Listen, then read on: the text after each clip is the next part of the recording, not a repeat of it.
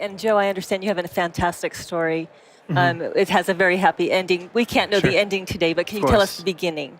The beginning, yeah. So when I was 4 years old, it was actually the night of my 4th birthday. I just finished my party, and my mother put me down for sleep and had a babysitter over, and she went out with some coworkers that evening and didn't come home. She was involved in a drunk driving accident. That wasn't her fault.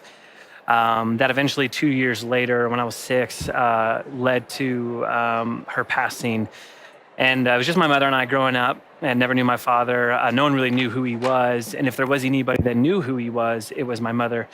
So I was adopted by my aunt and uncle, which was my mother's sister. And I grew up with my cousins and my aunt and uncle, and had a great childhood, but always, for me, feeling kind of on the outside. I was adopted, and my last name was changed from Dikaleda, which is my birth name, which is very rooted in my history, in my ethnic background, being Middle Eastern, Assyrian, and changed to Greer, which I have no blood tie to, but that's who I am.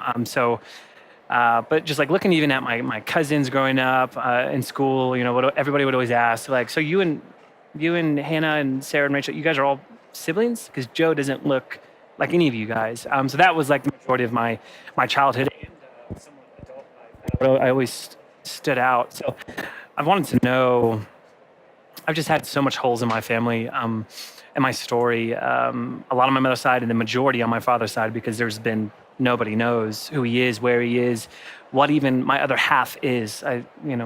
So when the door came and the opportunity came to be on this, to be on a relative race, for me it was a no-brainer. The first thing was just trying to convince my wife to do something that's really out of her comfort zone, really out of her element, and we did it, and it was life-changing.